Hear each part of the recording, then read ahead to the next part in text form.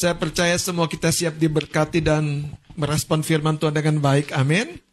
Haleluya. Semuanya disegarkan oleh hadirat Tuhan. Dan saya percaya penyembahan yang kita lakukan sampai ke surga. Haleluya. Dan itu benar, saudara. Itu benar. Itu benar. Karena terkadang gereja sibuk menghadapi permasalahan dan pergumulan dan mencari solusi. Sementara waktu kita dibawa melihat dari tempat yang tinggi, yaitu surganya, kita tahu, saudara, banyak hal yang sebetulnya tidak sepenting dari kita datang di hadiratnya. Puji Tuhan. Saudara, saya masih akan menyampaikan satu babak yang kedua dari judul tema efek gelombang. Mari kita akan lihat dari 1 Samuel pasal yang ke-14. 1 Samuel pasal yang ke-14. Saya berdoa semua kita dapat menangkap sesuatu yang akan mendorong iman kita memasuki satu tingkatan yang lebih kuat lagi di dalam Dia. Dan kita tahu, saudara, bahwa Tuhan, ini perhatikan, menyertai kita dengan cara-cara yang justru sebetulnya lebih dekat daripada apa yang kita duga. Tangan yang kekal itu kita berpikirkan tangan yang tidak kelihatan, saudara.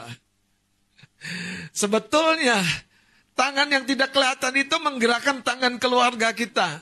Tangan orang yang tiba-tiba mengirimkan WA kepada kita. Kuat ya kamu ya. Jadi saudara, Dia yang rohani itu menggerakkan perangkat kerjanya yang lahiriah. Nah, saya mau mendorong supaya kita menyimak. Pertolongan Tuhan justru seringkali terlalu dekat dengan diri kita. Itu sebabnya kita harus belajar, saudara. Mengerti cara-cara Tuhan membawa kita melewati setiap musim di hidup kita.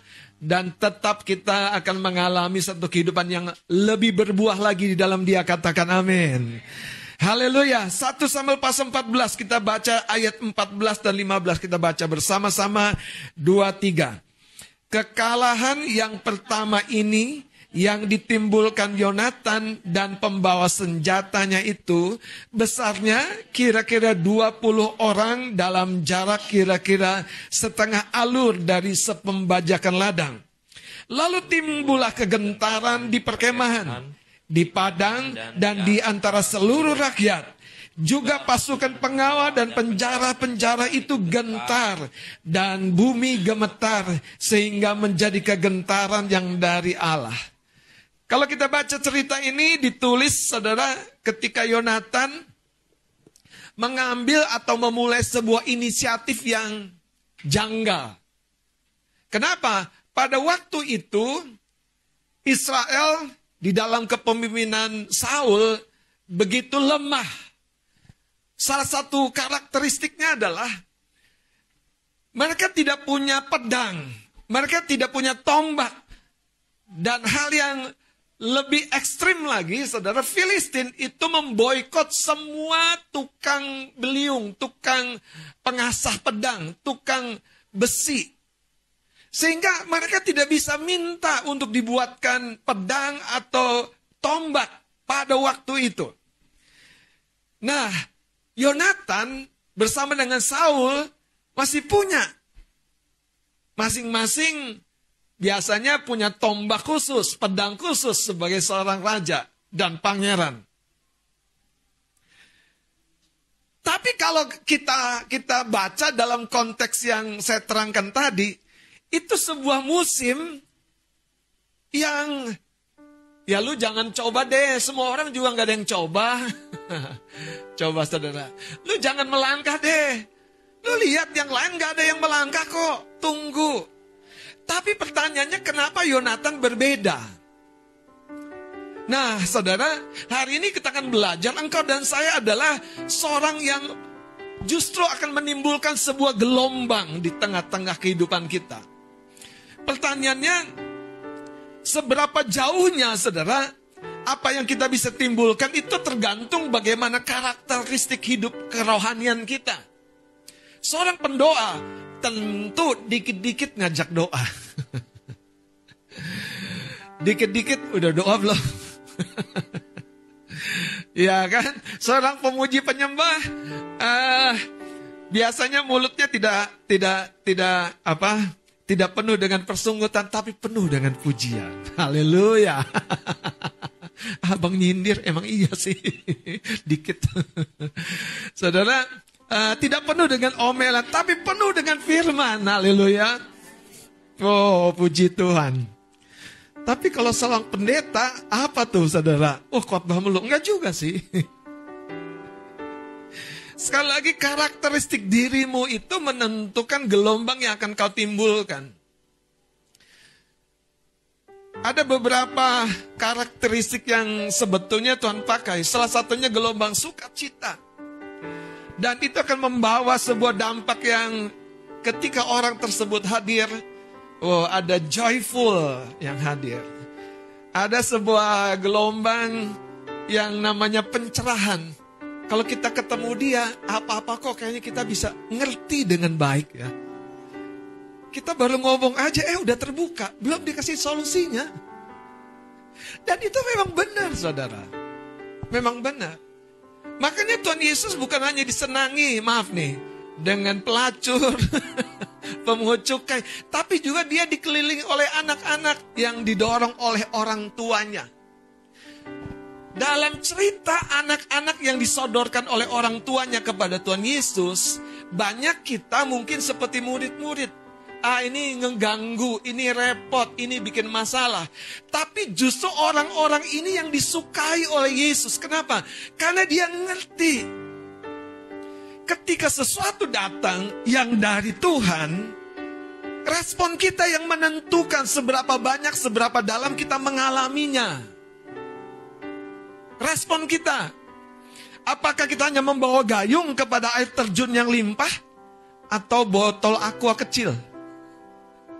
Atau ember, atau baskom? Atau saya pernah bilang apa? Tangki air. Jadi bukan ditampung tapi disedot, saudara. Disimpan. Di kapasitas 5.000 liter. Nah, Tuhan ingin mengajarkan kita seperti itu, saudara. Karena sebetulnya sekali lagi tidak mungkin orang yang sungguh-sungguh terbuka hatinya dekat dengan Tuhan tetap sama hidupnya. Nggak mungkin. Kecuali dia dekat dengan Tuhan tapi sebetulnya hatinya tertutup. Ada bagian-bagian yang maaf ya, masih munafik. Nggak mau apa adanya sama Tuhan. Yang nggak tersentuh, saudara. Salah satunya Yudas. Alkitab sampai catat dia sering mengambil uang kas yang dia pegangnya. Saudara, Tuhan hadir. Waktu kita memuji menyembah, Tuhan hadir. Waktu di kerumunan orang banyak yang lagi menyertai Yesus bersama dengan murid-muridnya menuju rumah Yairus. Ketika Yairus kepala rumah ibadat minta tolong anaknya yang sekarat itu tidak ada orang rasa sesuatu sedang ada di tengah-tengah mereka. Tetapi satu orang wanita yang sudah 12 tahun sakit pendarahan. Sekali lagi saudara, apa yang engkau harapkan itu menentukan apa yang akan engkau alami. Jadi kalau kita datang beribadah hari Minggu seperti ini, apa yang kita harapkan? Yesus datang ke Nazaret. Keluarganya, teman-teman sekampungnya bilang begini, siapa dia? Ya mereka gak harapkan apa-apa. Dan mujizat sangat sedikit terjadi hari ini. Saya mau menyampaikan satu pesan yang sebetulnya saudara akan mengubah hidup kita. Ini yang saya maksud.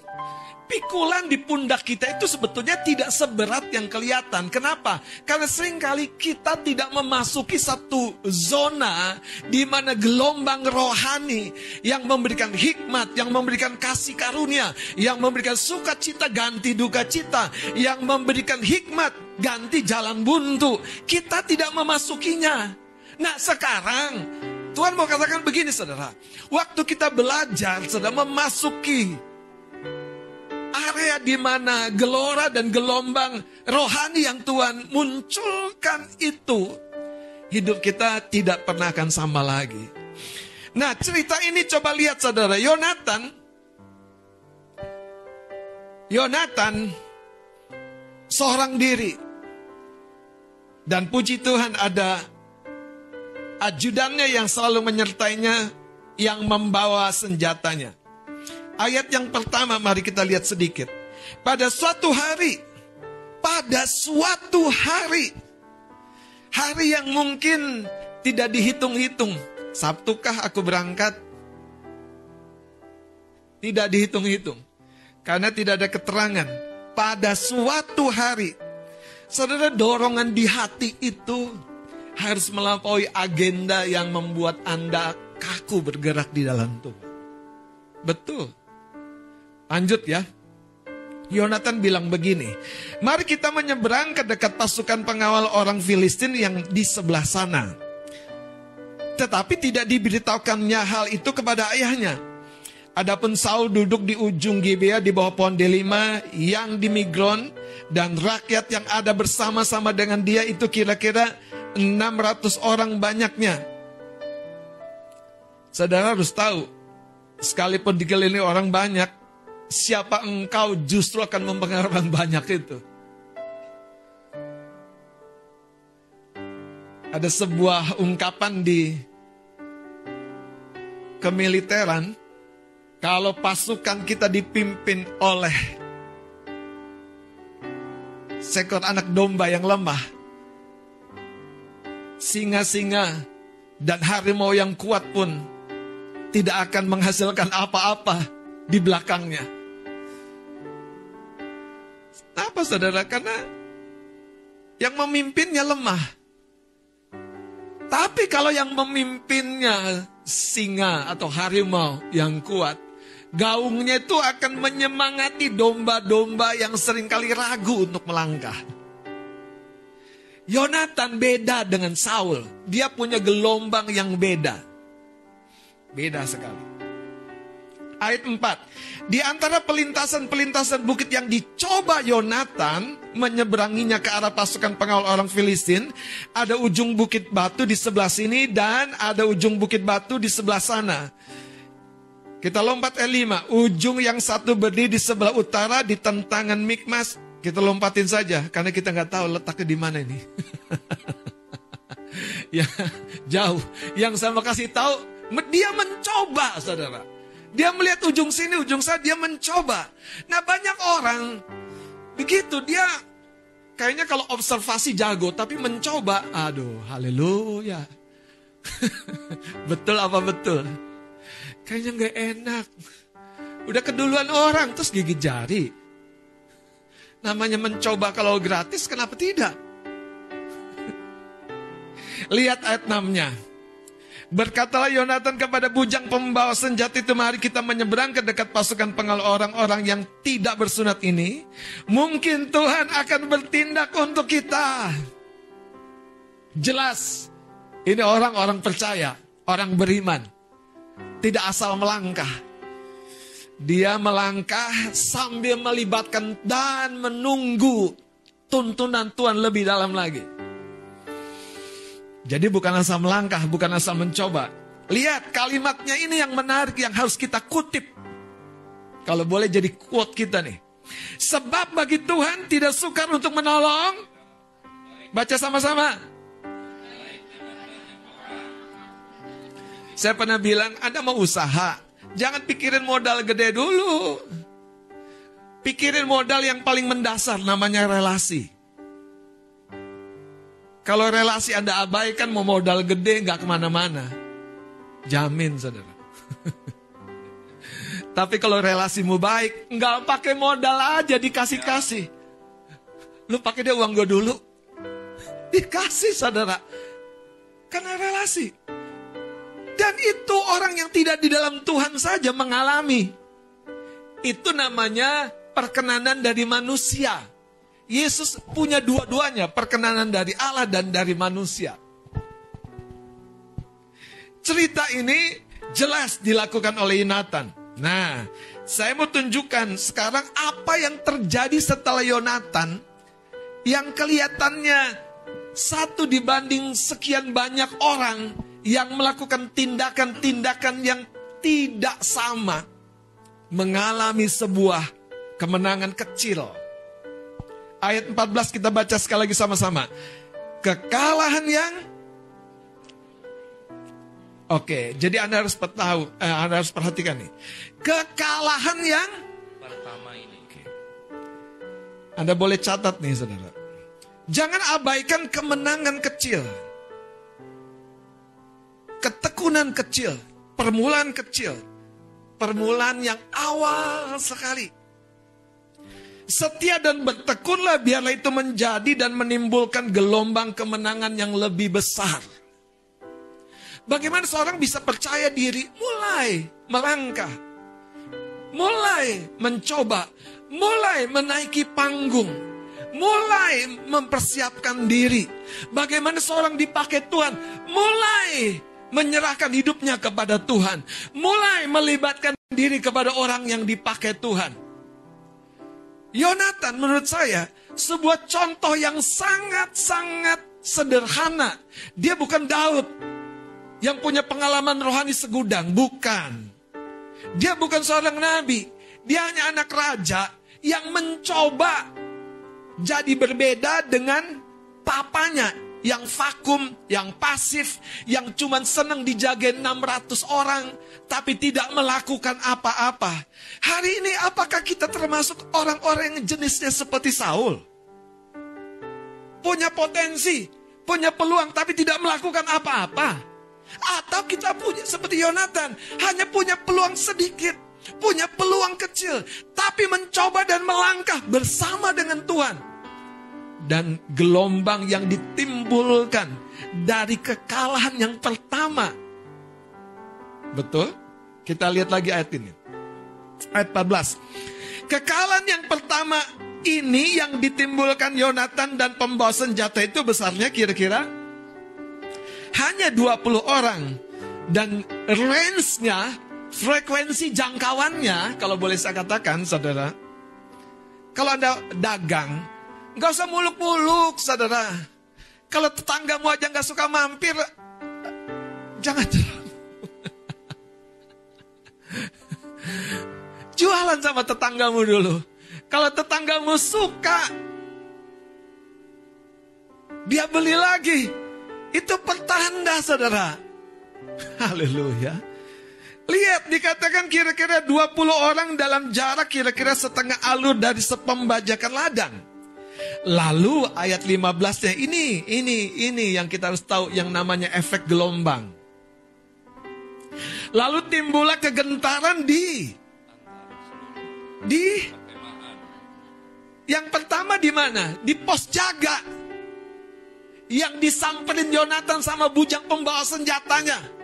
Tapi kemudian timbul kegentaran di perkemahan. Ternyata bisik-bisik musuh justru membuat musuh sendiri kalut, bingung. Haleluya. Terus lihat, saudara. Di padang dan di antara seluruh rakyat, juga pasukan pengawal dan penjara-penjara itu, saudara, pasukan pengawal dan pasukan penjara itu beda. Pasukan penjara itu pasukan yang bengis, kejam, gak peduli. Itu pasukan yang gak ada pikir dua kali kalau menghabisi anak kecil, anak bayi, ibu hamil bahkan. Karena tujuannya bukan manusia, tapi jarahan. Tapi gentar juga akibat 2 orang yang memulai langkah. Nah, kiranya tahun ini akan menjadi satu permulaan langkah buat tahun depan. Pertanyaannya, apa yang akan kau buat? Kemana kau akan langkah? Haleluya. Lihat, saudara, dia katakan begini. Saya nggak tahu apakah catatan Alkitab berlebihan. Juga pasukan pengawal dan penjara-penjara itu gentar dan apa? Bumi gemetar. Terus? Sehingga menjadi kegentaran yang dari... Menurut Anda apakah catatan Alkitab berlebihan? Saya sih nggak lihat gitu ya. Karena ini fenomena yang betul-betul terjadi akibat 2 orang yang memulai sebuah langkah. Bapak, Ibu, Saudara, kiranya kita hari ini menangkap sesuatu untuk rumah tangga, untuk keluarga, untuk masa depan anak-anak kita. Untuk bisnis yang sekian lama kita pikirin. Untuk apapun yang kita rasanya pengen lakukan. Tapi gimana ya? Gimana ya? Gimana ya? Yonatan gak terlalu pusing tuh. Ada satu orang yang sepakat. Di dalam masa yang krisis, justru di situ terjadi terobosan. Amin. Makanya dari sini kita tahu bahwa cerita ini, saudara, sebetulnya itu akan meluas dan akan berdampak sangat besar sekali. Coba kita lihat ayat 21-nya sebelum kita beralih lagi. Lagi pula orang-orang Ibrani yang telah lama tinggal pada orang Filistin. Ini juga catatan yang menarik. Pengkhianat aja bisa baik. Halo? Siap nggak kita didatengin orang-orang yang lama meninggalkan kita?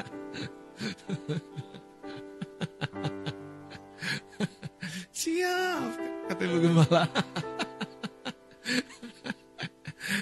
Adakah ruang di hatimu untuk orang yang mengecewakanmu? Adakah ruang di hidupmu untuk orang yang merugikanmu? Coba lihat cerita ini, saudara, menarik ya. Lagi pula orang-orang Ibrani yang telah lama tinggal pada orang Filistin. Betul-betul pembelot. Jadi pengkhianat dan istilahnya jadi ancaman buat bangsanya sendiri. Tiba-tiba waktu dua orang melangkah, terjadi sebuah goncangan dan gelombang yang besar. Terus lihat dikatakan begini. Mereka dikatakan yang telah ikut maju dalam tentara mereka, betul-betul gawat ini. Mereka juga berbalik untuk bergabung dengan orang-orang Israel yang ada bersama-sama dengan Saul dan Yonatan. Bahkan ketika semua orang Israel yang telah bersembunyi di pegunungan Efraim mendengar bahwa orang Filistin telah lari, hanya mendengar orang Filistin telah lari, orang-orang itu pun bergabung dengan mereka dalam pertempuran. Ayat 23-nya kita baca sama-sama. 2-3. Demikianlah Tuhan menyelamatkan orang Israel pada hari itu. Pertempuran itu meluas sampai ke Bet Awen. Kekasih-kekasih Tuhan, kalau Anda sedang beruntung, Anda sedang diberkati, jangan Anda berpikir itu hanya sekali, dua kali dan stop. Semuanya itu dimulai daripada harapanmu melibatkan Tuhan. Makanya ketika Yonatan mengambil sebuah gagasan yang sangat-sangat tidak relevan dengan orang-orang yang ada bersama dengan dia, itu merupakan sebuah permulaan yang sepertinya nggak masuk akal. Tapi Yonatan melakukannya. Dan ketika terjadi, orang-orang terhenyak karena dampaknya yang besar. Ada sebuah peristiwa lain di dalam 2 Tawarik 31. Yang saya rindu kita baca dan perhatikan. 2 Tawarik 31.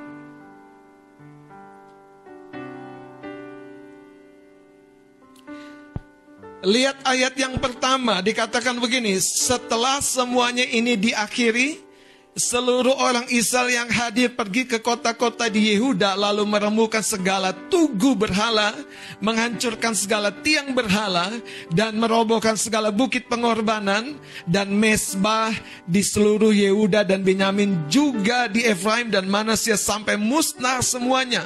Kemudian pulanglah seluruh orang Israel ke kota-kotanya, ke miliknya masing-masing. Ini terjadi satu kebangunan rohani yang sebuah peristiwa yang sangat spektakuler menurut saya. Sekarang kita lihat apa penyebabnya. Penyebabnya hanya sebuah perayaan Paskah. Tapi dilakukan oleh orang-orang yang punya kehausan dan kelaparan yang tinggi akan Tuhan. Kenapa? Karena coba lihat saudara, ketika mereka membuat rancangan, mereka segera mengirimkan utusan-utusan. Bahkan banyak orang yang belum sepakat, mereka tetap mengadakannya. Tetapi yang luar biasa dari pasal 30, pasal sebelumnya adalah ketika Raja Hizkia, lihat ayat 23-nya. Kemudian seluruh jemaat sepakat untuk berhari raya 7 hari lagi. 2 Tarik 30 ayat 23, berhari raya 7 hari lagi. Lalu mereka berhari raya 7 hari lagi dengan Sukaria. Nah, ini gelombang sukacita yang besar sekali. Terus kita lompat. Ayat 26. Maka besarlah kesukaan di Yerusalem karena sejak Salomo bin Daud Raja Israel tidak pernah terjadi peristiwa semacam itu di Yerusalem. Sesudah itu para imam Lewi bangun berdiri dan memberkati rakyat. Lihat kalimat terakhirnya kita baca sama-sama. Suara mereka didengar Tuhan dan doa mereka sampai ke tempat kediamannya yang kudus di sorga. Kekasih-kekasih Tuhan, kalau saja kita ada dalam sebuah kegerakan, kalau saja kita terhubung dengan orang-orang yang punya energi untuk mengejar Tuhan, kalau saja kita terhubung dengan pendoa-pendoa, kalau saja kita terhubung dengan orang yang olehnya hikmat, tuntunan, suara Tuhan disampaikan, yang memang itu adalah bagian daripada cara Tuhan tadi menyertai kita. Cara Tuhan menyertai kita melalui pelayan-pelayannya. Saya percaya saudara, ketika rakyat sepakat dengan raja, betul kan? Berhari raya 7 hari. Waduh, bawa amplop lagi dong. Betul kan? Betul kan? Tapi mereka lakukan dengan tulus, saudara. Dan peristiwa itu menimbulkan kegoncangan besar. Sampai ketika selesai Paskah yang dilakukan ekstra 7 hari, mereka semua pulang dan menghancurkan tugu-tugu berhala mereka. Hari ini, jangan-jangan khotbah nggak ada gunanya, kecuali kita berhari raya. Dengan sukacita yang besar. Makanya, coba pahami saya saudara. Ini yang saya maksudkan. Kadang-kadang di pasutri, itu kalau dikatakan pujian penyembahan, bukan pujian penyembahan. Yang mimpinnya juga ya begitulah. Bukan produk terlatih gitu. Ya kan ngambil nada, ya suaminya gitu kan. Nerusin lagu ya istrinya gitu yang mimpin lagu. Pokoknya begitu, yang penting semangat. Dan waktu nyanyi juga saudara kadang-kadang masih lihat-lihatan. Yang dilihat bukan yang mimpin pujian, kita yang mandu gitu. Karena nggak pede saudara main musiknya. Habis itu apa? Main game. Habis main game, kalau main game tahu sendiri kan Bang Wel ya. Ya betul. Lewat semuanya. Nggak ada yang jaim-jaim. Betul loh. Nggak ada yang jaim-jaim. Semuanya merasa teraniaya dengan sukarela. Dan tiba-tiba saudara, waktu jam pemberitaan firman, sebelumnya cuma nyanyi sepotong refren lagu. Itu saya merasakan sesuatu yang dari Tuhan itu berbeda. Pertanyaannya kadang-kadang begini saya bukan merendahkan pujian penyembahan, bukan itu poinnya. Sikap kita, hati kita, yang kadang-kadang kita tidak sadar yang kita butuhkan tuh ledakan sukacita. Gitu. Dan itu yang membuat saudara, hidangan yang dari Tuhan, dari tahtanya itu, akan mudah kita terima. Kenapa? Karena hati kita lepas. Bayangkan mereka pulang ke kampung mereka dan menghancurkan semua tugu berhala. Terjadi kelepasan di mana-mana. Terjadi kelepasan di rumah tangga. Kalau Anda baca 7 hari itu, mungkin seperti kita kemarin kan 21 hari kan. Yang kasih renungan aja bingung saudara. Catatan udah panjang, yang dibaca sepotong. Udah doa panjang, ini apa ya Tuhan yang kamu sampaikan. Pokoknya, tugas.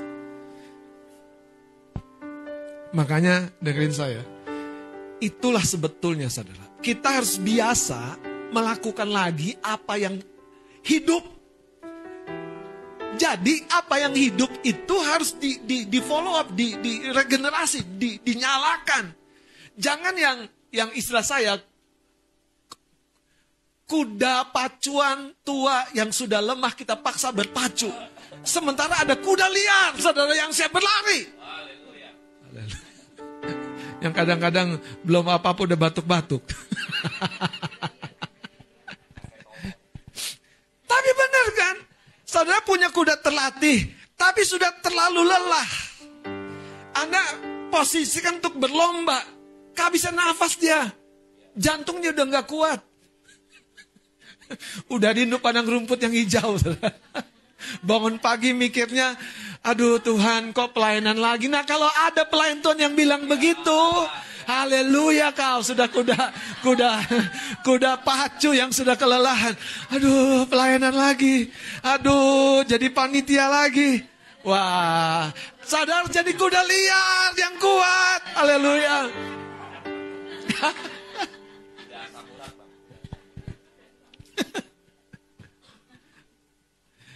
Masanya kisah Hizkia ini belum pernah terjadi. Jadi mana referensinya? Mana referensinya buat Yonatan melakukan langkah yang pertama itu, kemenangan yang pertama itu? Halo? Mana referensinya? Nggak ada di Google. Teman-teman, kita harus tahu apa yang Tuhan gerakkan dalam hati kita. Dan kita tahu itu kehidupan. Kalau Anda mencoba-coba pada sesuatu yang tidak digerakkan, lelah, capek. Anda kehilangan momentum. Tapi waktu Anda mulai melangkah, mengambil langkah, itu bukan tugas Tuhan. Itu apalagi bukan tugas pendeta Anda. Dan itu bukan tugasnya provider WhatsApp, bukan. Itu fasilitator kita semua. Tugas Anda hubungi saya. Masa susah sih Om ada di sekre nggak? Susah ya, Fa ya?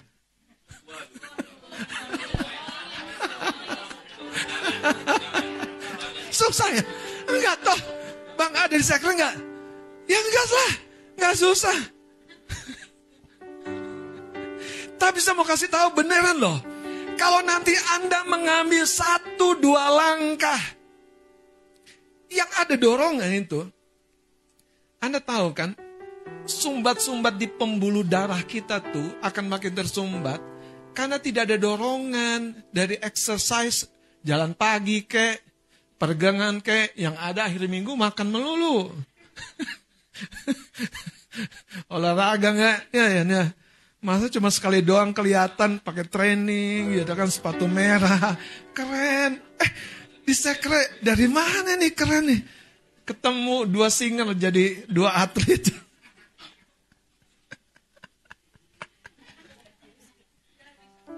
Haleluya. Sesudah itu kutanya, kisahnya cuma sekali dalam seumur hidup. Yang hidup itu harus diulangi lagi, saudara. Jangan paksa berdagang di mana nggak ada pembeli. Dengerin saya, serius, benar kok. Benar. Anda nih jualan, maaf ya, jualan keripik singkong. Ada yang beli 1, 2, 3, 4, 5. Ada yang beli lagi. Bikin packing lebih bagus. Iya kan? Bikin outletnya lebih keren. Bikin masuk ke GoFood. Iya kan? Jadi keripik singkong bisa diterima di tangan pertama dari penggorengan. Kenapa? Karena tidak lewat pedagang keliling. Kenapa? Karena banyak orang mau. Jadi orang tuh mau untuk hidup. Anda tawarkan kehidupan atau kematian?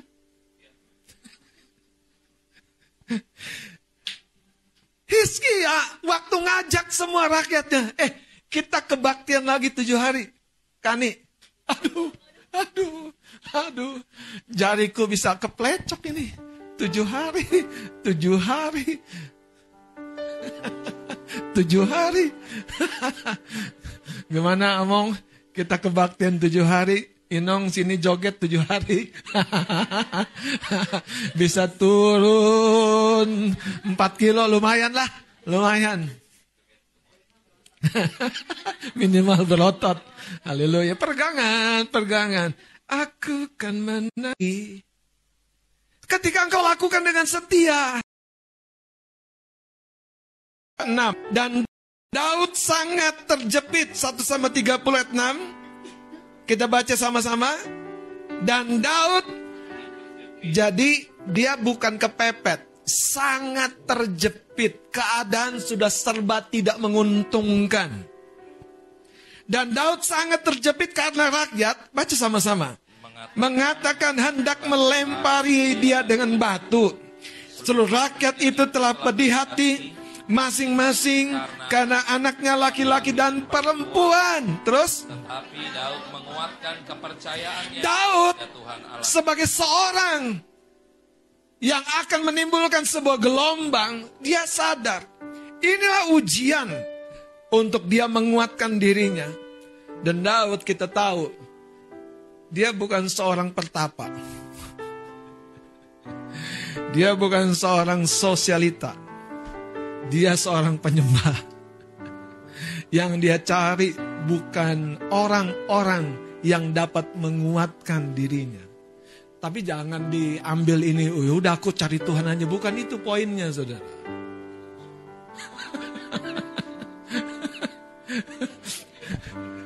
Anda harus ngerti. Ada orang-orang tuh yang memang butuh orang untuk menguatkan dia. Kita lihat ayatnya begini dikatakan. Ya. Tetapi Daud menguatkan kepercayaannya kepada Tuhan Allahnya. Lalu pergilah, ayat 9 sekarang lihat, ayat 9. Baca, lalu pergilah Daud berserta ke-600 orang yang bersama-sama dengan dia. Ya, terus Dan sampailah mereka ke sungai Besor. Sementara orang-orang yang mau tinggal di belakang berhenti di sana. jadi 600 orang yang telah mau melempari dia dengan batu bisa dipimpin. Gelombang yang dibangkitkan itu sedang membuat satu kegairahan yang baru. Saudara, jadilah seorang yang tidak gagal menguatkan dirimu. Aku mau nabung. Jangan gagal menguatkan dirimu. Ya kan? Aku mau nge-gym. Paling tidak di rumah sendirilah. Angkat ember sama air itu, saudara. Jangan gagal menguatkan dirimu sendiri. Kenapa? Kalau engkau berhasil dari hal yang kecil yang membawa engkau makin hidup, ya engkau akan lebih hidup. Karena yang sedang kau terus, itu adalah sesuatu yang membawa engkau hidup.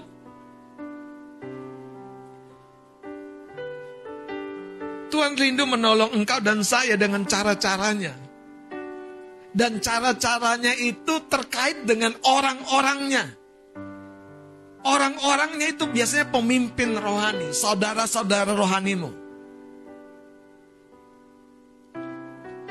Makanya Daud dipakai Tuhan untuk membangkitkan 600 pasukannya.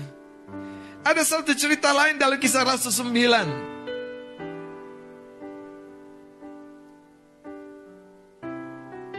Kisah Rasul pasal 9 ayat 36. Di Yope ada seorang murid perempuan bernama Tabita, dalam bahasa Yunani Dorcas. Perempuan itu banyak sekali berbuat baik dan memberi sedekah. Tetapi pada waktu itu ia sakit lalu meninggal. Dan setelah dimandikan mayatnya dibaringkan di ruang atas. Ini yang menarik ayat 38. Lidah dekat dengan Yope. Haleluya. Itu poin banget, saudara. Ada orang-orang yang sebetulnya dekat dengan pemimpin, tapi dia nggak bisa mengakses apa yang Tuhan sediakan kepada dirinya melalui sang pemimpin. Harus bisa mengakses, saudara. Menerima apa yang pemimpin bisa lepaskan buat kita. Lidah dekat Yope, lihat. Ketika murid-murid, baca sama-sama.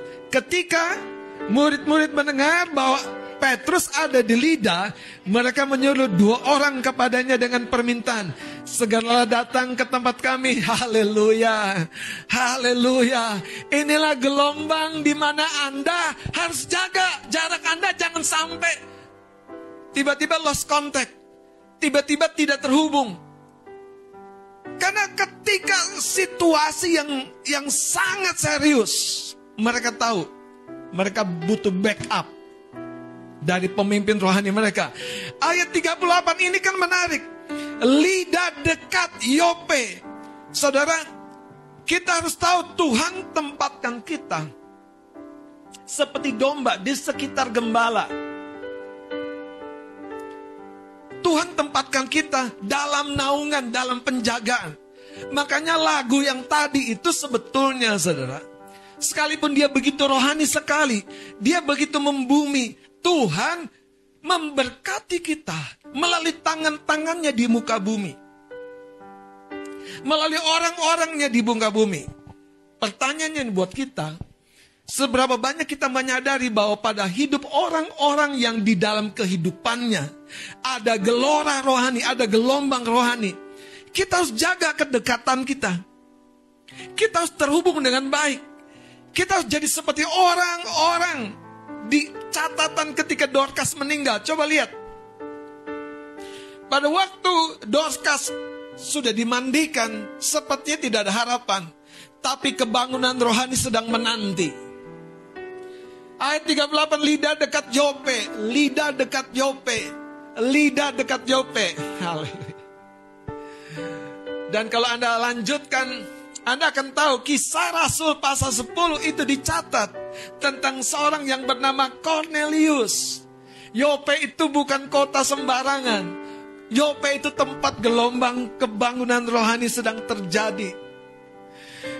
Saudara, Cornelius mengalami perjumpaan lawatan Tuhan dan mengirim utusan mencari Petrus.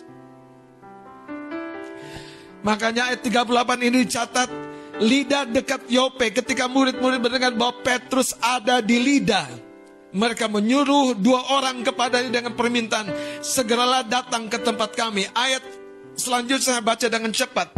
Maka berkemaslah Petrus dan berangkat bersama-sama dengan mereka. Setelah sampai di sana ia dibawa ke ruang atas dan semua janda datang berdiri dekatnya. Dan sambil menangis mereka menunjukkan kepadanya semua baju dan pakaian yang dibuat Dorcas waktu ia masih hidup. Ayat 40, tetapi Petrus menyuruh mereka semua keluar. Lalu ia berlutut dan berdoa. Kemudian ia berpaling kepada mayat itu dan berkata, Tabita, bangkitlah. Lalu Tabita membuka matanya dan ketika melihat Petrus ia bangun lalu duduk. Saya bertemu dengan beberapa orang, saya bilang begini. Kadang-kadang ya, saya kalau diundang melayat di kedukaan, saya harus sadari betul-betul kata-kata yang saya sampaikan. Orang suka berkata begini, ya memang sudah waktunya Tuhan. Siapa bilang waktunya Tuhan? Siapa bilang waktunya Tuhan? Apakah waktunya Tuhan Anda harus mengalami musibah? Siapa bilang? Apakah Tuhan merancangkan kecelakaan? Siapa bilang? Kenapa Tuhan utus murid-muridnya bangkitkan orang mati, sembuhkan orang sakit, tahirkan orang kusta? Banyak kita mengadopsi pemikiran-pemikiran yang sebetulnya bukan dari Alkitab. Kalau seorang anak muda, apalagi anak muda kalau meninggal, aduh Tuhan, semua ini pekerjaan setan, saudara. Buat apa Yesus mati dengan bilur-bilur yang menghancurkan tubuhnya? Kalau kita berkata, ini Tuhan lagi izinkan aku sakit supaya aku rendah hati. Jadi memang kalau Anda diberkati, Anda jadi sombong gitu. Gimana? Enggak toh. Itu artinya begini, saudara. Ada satu pemahaman yang betul-betul salah yang membuat apa yang Tuhan mau kerjakan di tengah-tengah gereja hari-hari ini terhalangi. Saya berdoa, saudara, menutup tahun ini pun kita akan melakukan berbagai langkah seperti Yonatan. Yang hidup, yang benihnya kelihatan tunasnya, kita lanjutkan. Supaya kegerakan yang makin besar itu akan memberi dampak saudara kepada engkau dan saya, kepada keluarga kita di kampung. Seperti kemenangan Yonatan, saudara. Dampak kepada keluarga kita yang lain, sanak famili kita. Dan itu bukan omong kosong. Tuhan memang begitu caranya bekerja. Dia meluaskan kerajaan Allah melalui orang-orangnya, itu engkau dan saya. Saudara, kegagalan Saul adalah dia meninggalkan Nabi Samuel yang kepadanya harusnya terhubung. Tapi Daud, segagal-gagalnya, selemah-lemahnya, dia ada dekat dengan Samuel, terhubung. Sehingga dia selalu merasakan gelombang rohani yang menguatkan kembali, menguatkan kembali, menguatkan kembali. Apakah engkau dan saya orang yang seperti Daud? Gagal tapi datang lagi. Gagal tapi tolong aku Tuhan. Dan kita tahu pemimpin kita, orang-orang yang Tuhan tempatkan jadi pemimpin adalah alat Tuhan. Atau seperti Saul, bahkan sudah tidak mau saudara mengikuti Samuel. Bahkan berkata, hormati aku di depan rakyat saudara. Saya berdoa, lepaskan kehormatan-kehormatan yang sebetulnya tidak sepenting daripada kehidupan rohani yang sejati di hadapan Tuhan. Yonatan mengajak bujang pembawa senjatanya itu bukan mudah. Yang menarik, kalau saya imajinasikan, kenapa si bujangnya mau? Anda paham gak? Anda paham? Kenapa si bujang pembawa senjata dia mau? Gini saudara, banyak sekali kita sebetulnya diberikan pilihan-pilihan yang membuat kita akhirnya tidak belajar menetapkan satu konsekuensi bahwa orang ini tidak pernah menuntun aku kepada kecelakaan. Aku perlu percaya kepada dia. Itu yang bujang pembawa senjatanya melangkah bersama Yonatan. Hari ini saudara, taruh imanmu kepada Tuhan. Sehingga orang yang Tuhan pakai dapat melepaskan apa yang Tuhan mau lepaskan buat Anda. Taruh imanmu kepada Tuhan. Supaya orang yang Tuhan pakai, seperti pembantu remaja kecil di rumahnya Naaman, bisa menjadi berkat kesembuhan bagi Naaman, menuntun Naaman sampai ke Elisa. Amin. Gelombang kebangunan rohani masih terjadi. Mari kita bangkit berdiri.